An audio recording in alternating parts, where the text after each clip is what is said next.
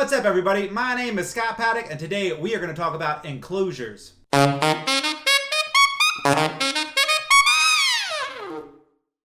Enclosures are a great way to add emphasis and movement to your chord tones, which in turn will make your improvisation sound way better. So let's talk about what an enclosure is. So for an enclosure, we are going to use our G triad. So our G triad is the first, third, and fifth note of the G major scale. So that'd be G, B, and D. I'm talking in the key of alto saxophone since I'm playing alto saxophone. So our G triad would be G, B, and D.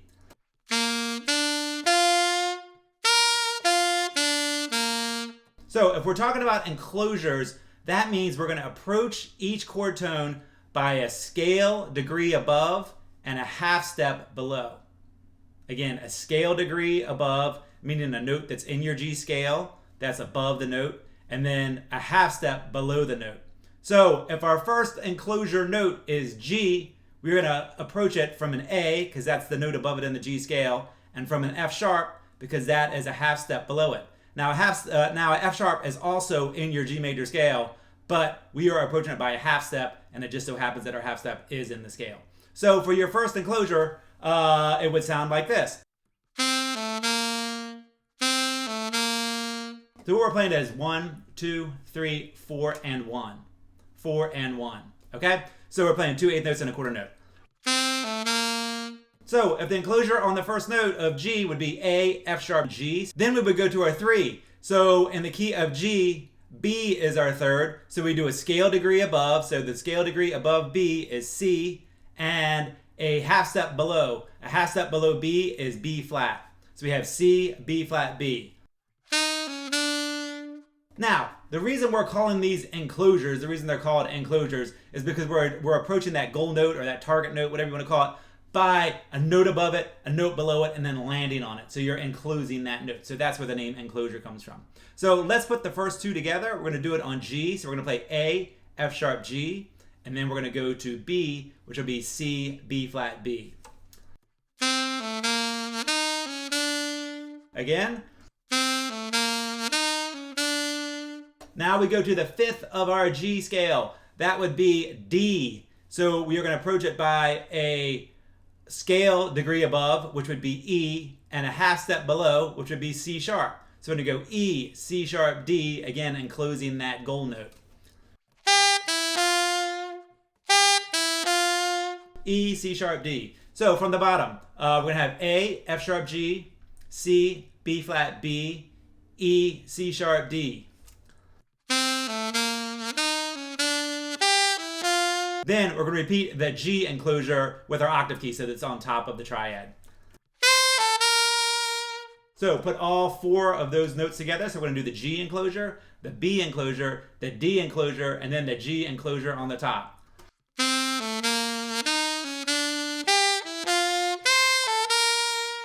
Again, we're going 4 and 1, 2 and 3, 4 and 1, 2 and 3. So we're doing 2 eighth notes, landing on a quarter note. 2 eighth notes, landing on a quarter note. So your enclosure notes are the 2 eighth notes, and then your goal note is the quarter note.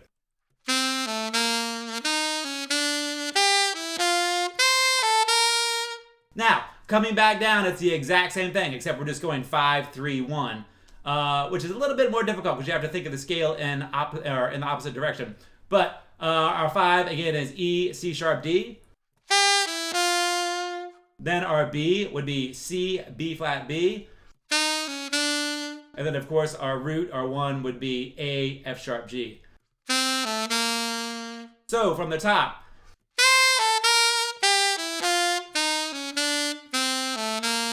Again, a little bit slower.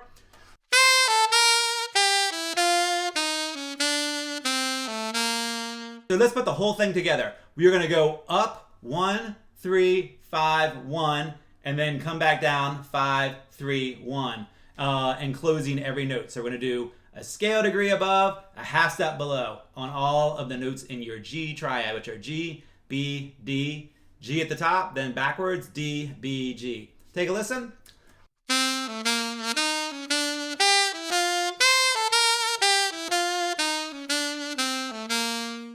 So that is what an enclosure is, and that is a great exercise to practice it. Obviously, when you're playing it, you might not play it just perfectly in order like that. You might continue to ascend, keep going up through the triad, or start low, or start on the third, or start on the fifth. But when you're just starting to learn how to do an enclosure, I suggest going between the two roots and getting it down really good. Now, the hard part about learning this is you have to think about what the half step below is, and that's not in your scale, so you have to really think about it. So a great way to give yourself a little extra time to think is to hold your goal note before moving on to the next chord tone. This is what I mean.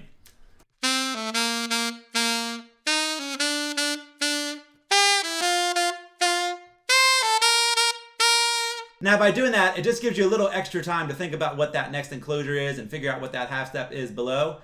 That's a great way to practice in the beginning, and then once you get that down, get rid of the repeated notes. So this is a great way to start it.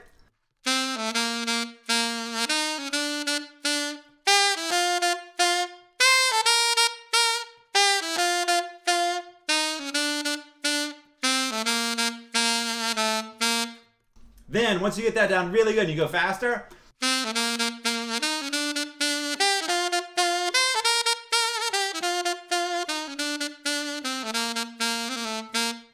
then you can get rid of that repeated note and just go from chord tone to chord tone. Now that you know what an enclosure is, where can you use it when you're improvising? Since we just learned the major enclosures, you can use it over top of any major chord. So you could do it over, like for the chord we just did, which was in G, we could do it over a G major 7 or a G dominant 7, since we're not playing the 7th as part of our chord, we're just playing the triad, the 1, 3, 5. Now, what this does is it just makes your lines sound way more creative. They have more shape to them because they're not just diatonic scale tones. You're adding in all these half steps and chromaticism, and it just makes it sound way cooler and gives it more direction and just gives you more life in your solos. So that's the whole idea behind it, is to take your chords and make them more interesting. Take your scale and make it way more interesting. All right, now that you have learned your enclosure in the key of G, then you want to start expanding out to other keys. I would suggest doing it in as many keys as you know the scale to. So if you know 4 sharps and 4 flats, start working on your enclosures in those keys. Your sharps are going to be way easier than your flats, so you just have to spend a little extra time on the flats. If you're advanced, go ahead and do them in all keys. So let's talk about them in the key of D. Since we just did it in G, let's talk about in the key of D. Our D triad is D, F sharp, and A, and then of course a D on top. So let's talk about the enclosure. So our enclosure on the D would be E, C sharp, D. So we would have the E because that is the scale tone above, C sharp because that is a half step below. Then your third is F sharp. So your next scale step above that is G. So that is your upper enclosure. And then your half step below is an F natural. So that is your lower enclosure.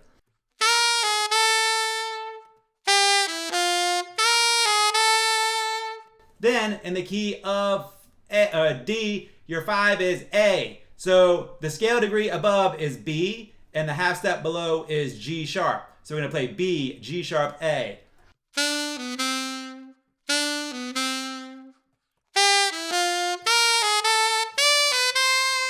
Then, of course, we repeat D just an octave higher. And then work our way back down. So A would be B, G sharp, A. F sharp would be G, E, G, F, F sharp. And then back to the root, which would be E, C sharp, D. So all together.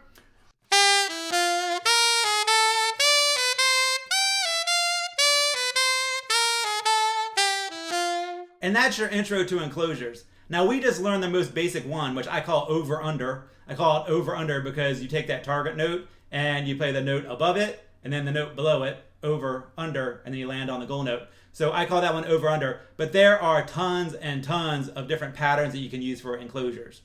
It's one of those topics, kind of like triad pairs, where you can just constantly add different variations to it and keep it going. But this is a great one to learn the concept of enclosures with. I will be doing future videos on enclosures with different patterns, so keep an eye out for those. I do give Skype lessons, so if you're interested in diving deeper into this topic or any other topic, check out my description below for contact information. Thanks for taking the time to check out this video. And if you now understand what an enclosure is, I'd really appreciate it if you subscribe to my channel, share it with your friends, and give me a thumbs up. Thanks a lot.